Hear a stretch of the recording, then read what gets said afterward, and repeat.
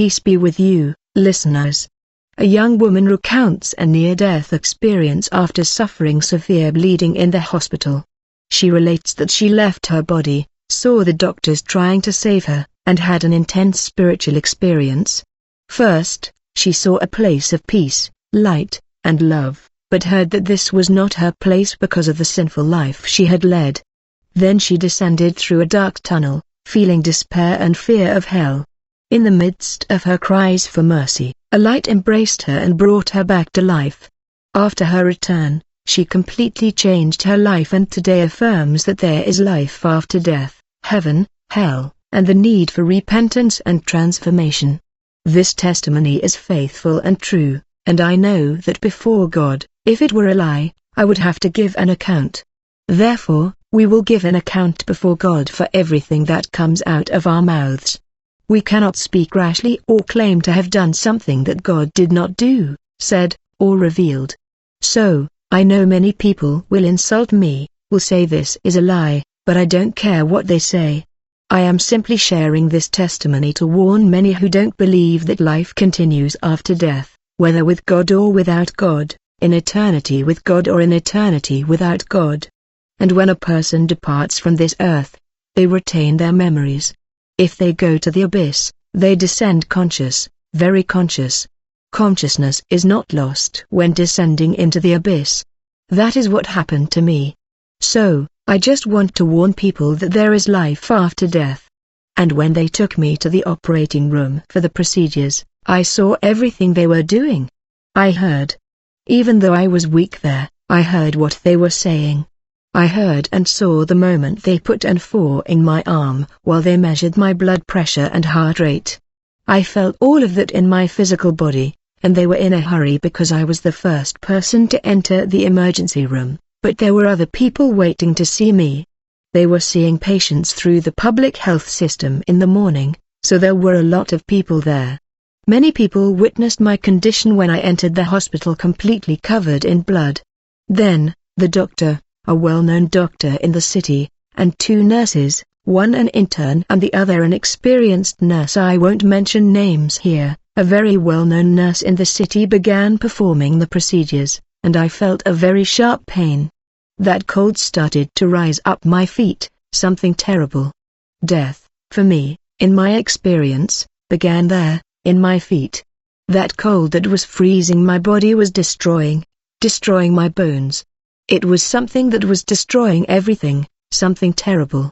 It has no explanation. I was having that experience, that terrible sensation of death freezing my body, and that freezing rose up to my neck. And when it reached my neck, I was no longer there. When it reached my neck, my soul and my spirit had already left my body, leaving the body behind.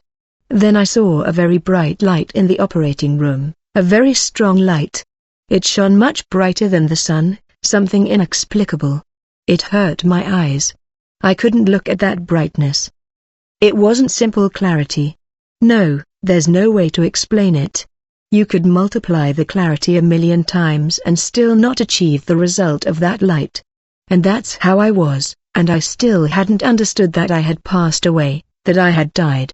I saw and heard the doctor talking to the nurses about the matter, about the cause of death, the cause of that hemorrhage, and I began to understand that I had done something a few months earlier, and it was there that God said He would put an end to that situation that I would continue to create if He didn't stop me there. Then I entered a state where I didn't know exactly what had happened, but I heard what they were saying. They said that I had passed away, and the doctor was asking the nurses to notify the family. He wanted to know who had brought me to the hospital, but my family didn't know anything because I had left to go to work. I would leave in the morning and return home at midnight. So they had no way of knowing I was there in the hospital. And he kept talking to them about the matter and the cause of death. And then I began to understand, and God began to show me what I had done during my life. And when I was certain that I had died, because I saw my body there on the gurney, the same gurney they were going to take him out of the operating room on, I understood what had happened, that I had departed, that I had left this physical body here and that I was giving an account to God for the things I had done. Then I went up to the doctor, took his arm, and said, "Doctor, I didn't die, I'm alive." I really was alive, and I didn't understand how that could be. My body lying there, and me standing there floating. Then I started shouting to see if he could hear me, but he couldn't. Then I went to the nurses who were near him. I took their arms too. I felt like I was touching them. I can say that with complete certainty. I took one of their arms and felt the contact, but they didn't feel me, they didn't hear me, and they didn't see me there, because they were looking at my body on a stretcher. It was desperate, because I was trying to get closer to my body, I was trying to go back to it, and I couldn't.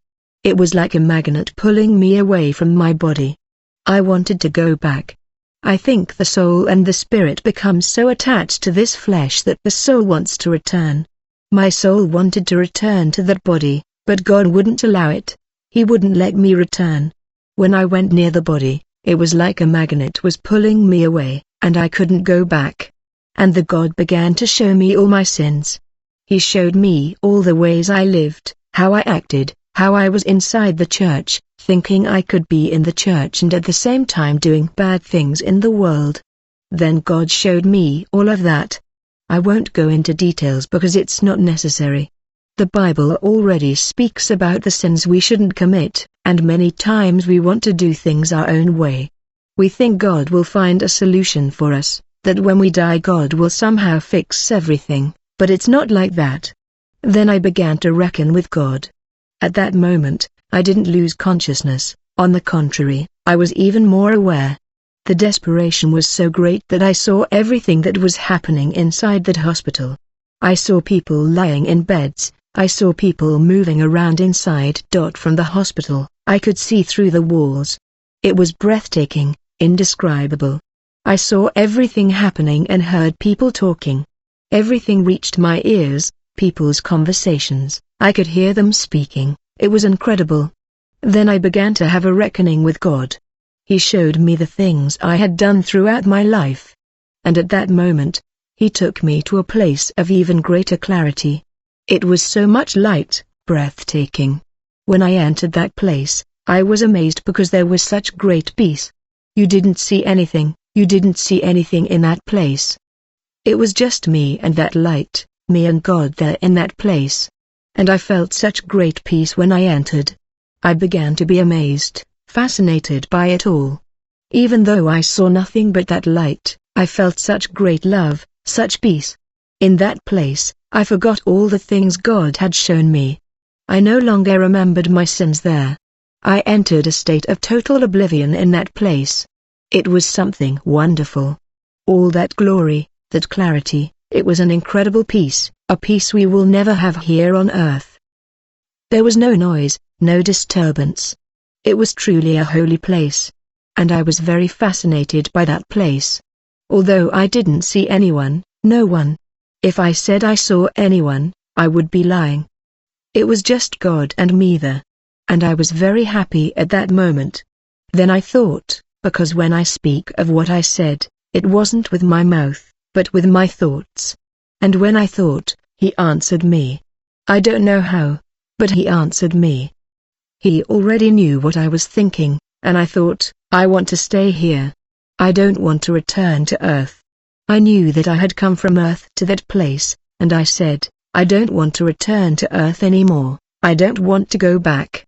Because the moment God began to show me my sins, I fell into despair because I knew that what God was showing me was something terrible, something condemning. And I begged God that I didn't want to die because I wasn't ready, I wasn't prepared. I was in sin, living a life of sin. So I didn't want to die and I pleaded with God that I could stay, that He would give me a chance. But when I entered that place of rest, a place of clarity, of peace, of joy and love, I didn't want to leave. I no longer remember those things that God had shown me, so I wanted to stay there. And when I thought that I would stay there, I truly believed that I was going to remain in that place. I believed that He had given me a chance and that He had allowed me to stay in that place of rest. But it was the opposite. When I thought this, He answered me from that clarity. From that light came a voice that said, that is not your place. This is not your place. This is the place of the saints, You rejected me, you denied me. How many times I called to you, how many times I gave you opportunities and you didn't want them, and this is not your place.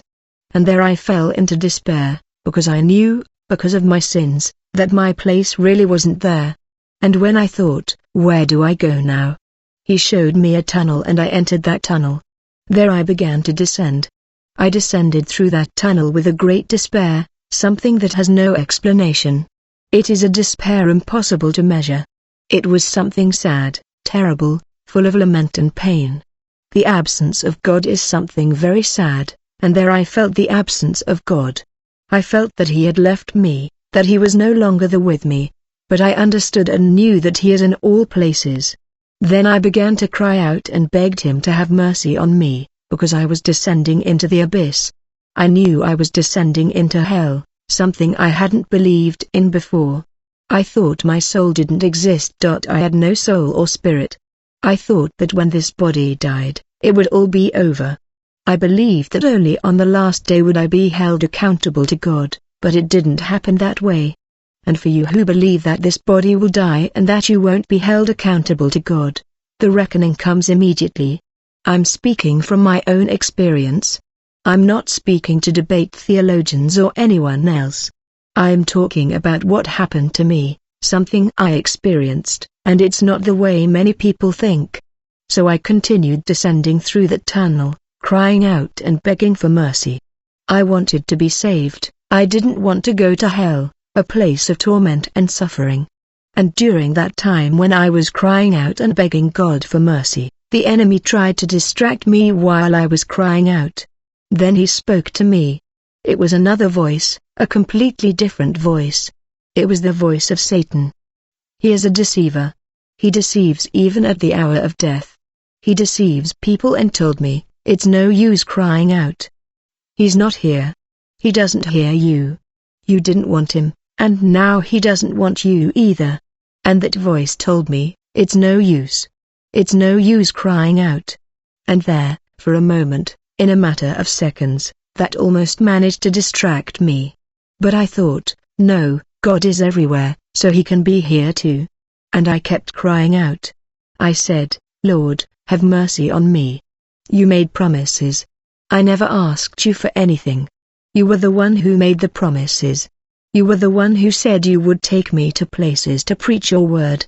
I sang in church, and He made promises to me that I would sing and carry His word. I never asked for that. I never had any desire to be a singer or a missionary, none of those things. I went to church, but I wanted to just sit in the pew and listen to people. I didn't want to get involved in anything church-related. To this day, I go to church and stay there. If I get an opportunity, I go, I give my testimony, I worship, but I don't have that preoccupation with wanting to be seen at church or on social media. I don't have that desire for in my heart. And God knew it. Then I said, I didn't choose you, Lord. You chose me. You made the promises, and now I'm going to hell. And I said, what kind of God are you that makes promises and now allows this? My family knew the promises God had made to me. Then I thought about how my mother would receive the news. Your daughter left for work, and now they have to go to the hospital to get her body for the wake. It was very sad, and I was aware of everything. When I descended into the abyss, I was aware of everything. I remembered my family, I remembered my daughter, I remembered my job, that I would never go back to my job. And that's when I began to question God. I clung to that and said, Lord, you are a God of promises, and you keep your promises, and now you're not going to keep them with me. But I knew that God's promises hadn't been fulfilled in my life because I didn't want them to be. It wasn't because God didn't want it, nor because He hadn't given me opportunities or called me. He had given me many opportunities, many deliverances and help, but it was I who didn't want it, and I knew it. Then I began to talk to Him and truly opened my heart. At that moment, when I saw the abyss, when I saw that darkness, when I saw more tunnels below where I was going to descend, that's when I truly opened my heart. I saw there was no way out for me. Either God rescued me, or I would go in there and be there for all eternity. I would never leave that place. And I opened my heart and said, Lord, if you give me one more chance, I know you've already given me many chances, many deliverances, but if you give me one more chance, I will share this testimony. I will say that heaven is real, that heaven exists, and that hell exists too. And I began to speak those words to God, and they came from the depths of my soul because my soul was desperate. My soul wept, my soul cried out. It's something amazing, there's no way to explain it. Only someone who has gone through that experience can understand what I'm saying. Anyone who has been through it will understand my words. And at that moment, while I was talking to God like that and questioning Him because He had made promises and I had died and the promises hadn't been fulfilled, I also knew it was my fault, that I deserved to go to hell for the sins and grave sins I committed. They weren't small or simple sins. And while I was praying there, crying out like that and asking for mercy, because at that moment the soul cries out for mercy, mercy. You want to be saved. It's desperate because you know you went in there was no more help, no more relief. So I cried out to God a lot. I cried out with all my strength, and at that moment, when I looked down, I saw everything. I was conscious, I didn't lose consciousness. Then a light appeared from the bottom of that tunnel. A light came out of that tunnel and that light began to rise toward me. I was descending, and that light was rising. That light kept rising, and as it rose, it grew, growing larger and larger until it reached me. And when it arrived, that light embraced me. That also impressed me greatly. That light had embraces. It embraced me with an embrace I had never experienced here on earth. No one had ever embraced me like that.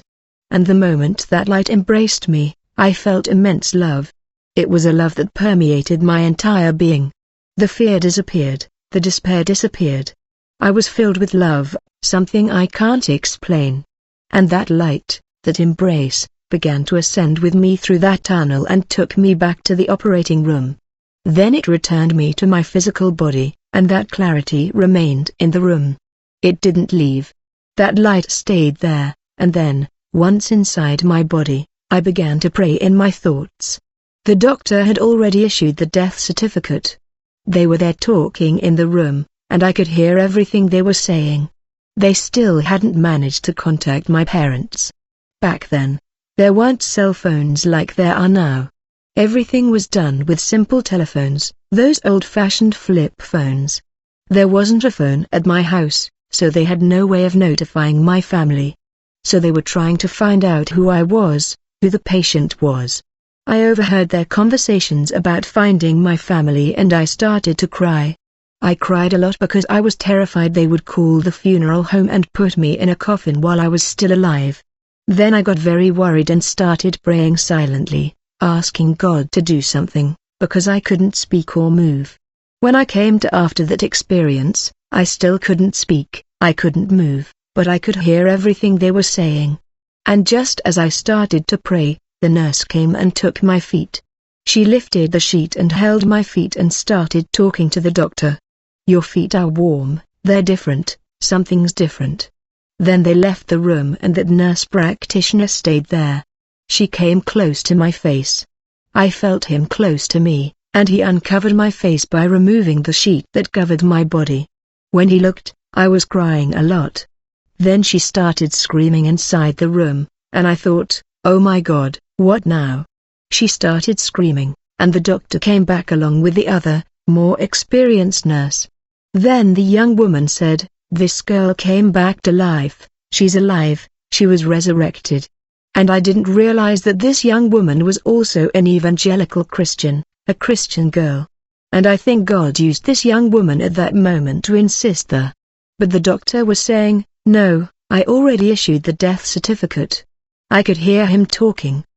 He was saying, no, she's dead. That happens because she received too much fluid. When they were doing the procedure, they put several liters of fluid in my oatmeal. Then he said, no, what's coming out of your eyes is just the fluid. She had a massive hemorrhage.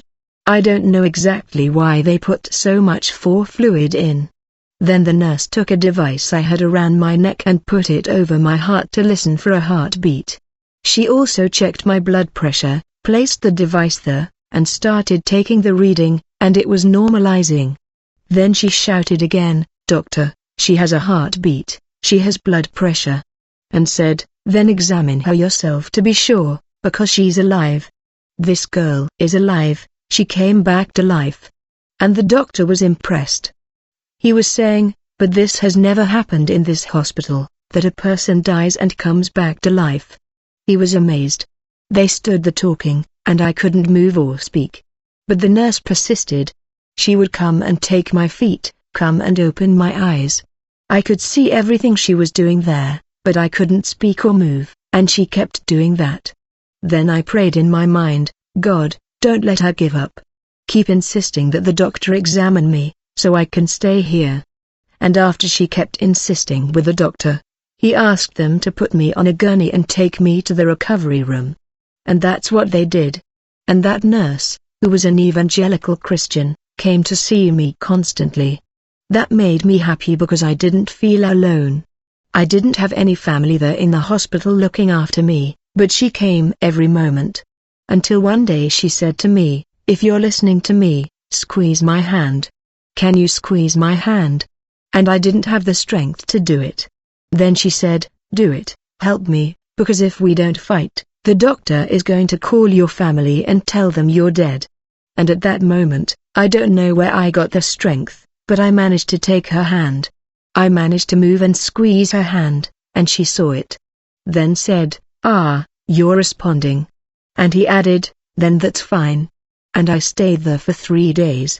That's when my family arrived and found out what had happened, but the doctor didn't talk about it. He tore up the death certificate and didn't say anything about it. Later he came to me and said, "You know what happened here in the hospital with you, right?" And I just looked at him. I was crying. God didn't allow me to tell him that I was aware of everything, but I knew everything that had happened.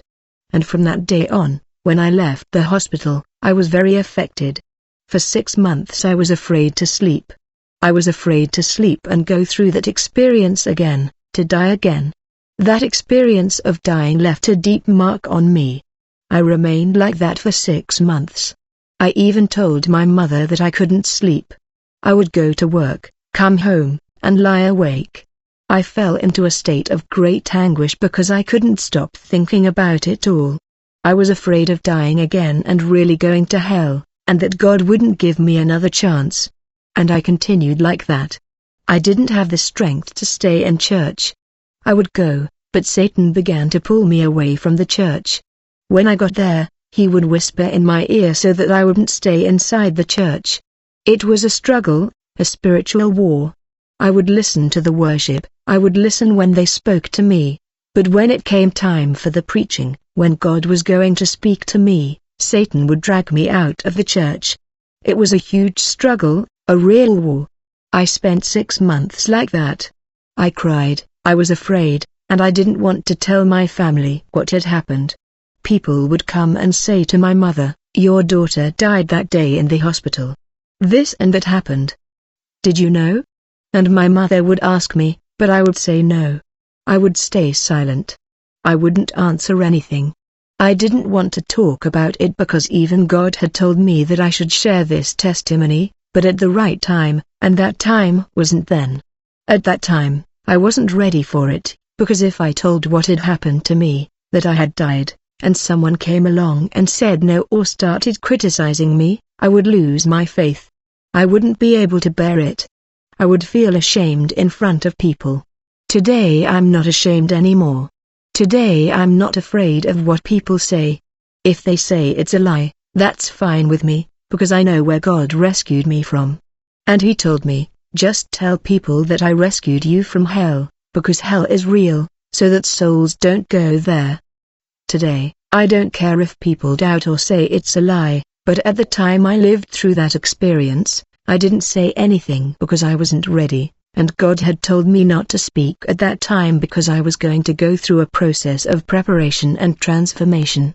So, for me to be telling this story to you who are listening, believe me, heaven is real. Sin doesn't enter heaven. If your life is disordered, if you're in the church and continue to practice sin, You can go to church every day. But if there's no holiness, if there's no renunciation of sin, you won't enter heaven. If you're a sorcerer, abandon sorcery. If you practice evil, if you wish evil upon people, stop and cleanse your heart, because that's how you won't enter heaven. If you don't forgive, you need to forgive. And an important detail, I was a person full of anger. I harbored resentment in my heart against people. I had roots of bitterness. If someone wronged me, I wished that person dead. So, if you practice all those kinds of sins, if you like to dress in a way that attracts attention and provokes sensuality, abandon that. Abandon sin and vanity.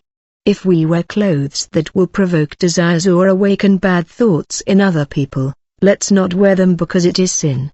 Abandon sin. Sin will not enter heaven. There is no room to carry a life of sin. God Himself told me that it was a place of holiness only for holy people. I couldn't stay there because I practiced all those things. My way of dressing was to attract men's attention. I went to church in sensual clothing, and God doesn't like that. We need to have a pure heart and abandon all kinds of sin. There are no shortcuts. God is not going to fix sin. What He desires is holiness and renunciation. We are living in times when we need to repent and confess our sins, not to men, but to God. We must confess our faults to Him so that He may help us, give us strength, and help us to live in holiness. Change doesn't happen overnight. It wasn't like that for me. I went through a process, and I'm still going through that process of transformation. But it was very hard, very painful. I began to see life differently. I began to value people. I began to love God in a different way. Today, I don't do things for God out of obligation, or to show off, or to get attention, or to receive something in return. I do things for God because I truly love Him. I love God because I was able to get to know Him. I know the great love He feels for me and for all of us. I learned to love God. I don't go to church because I have a position. I don't go because I'm obligated, or because I want to get attention or show off. Although I praise God and sing in church, I don't go there to show off. I go because I love God, because I want to please Him. Today, I see myself differently because I love God. I want to obey His voice. I want to go to that place of rest if He calls me back. Today I am certain that I will go to that place of rest. It's not easy. Nobody is perfect, but we can seek holiness and live differently. It's a process, and often it's slow. My process was long, and today I can share this testimony to warn everyone that there is life after death. Repentance and transformation must happen here on earth, because after the body goes to the grave, there is nothing more to be done. There, the body turns to dust. I am talking about the body, the flesh. I'm not talking about the soul or the spirit. I want you to understand that. The body returns to dust, but you have a soul and a spirit that will continue to live, whether in the place of rest, that place where I was, or in hell. And hell is real, it's real. And there, the person remains conscious. You don't lose consciousness. Remembering that you don't lose consciousness there, you retain all your memories. Unlike the place of rest, in that place of rest you have no memories. I didn't have any. I knew I had gone from earth to that place. I was aware of having left earth, but I had no memories of my sins. I had no memories of family members. I had no memories of my daughter. It's something only God can show through experiences like this. Yeah,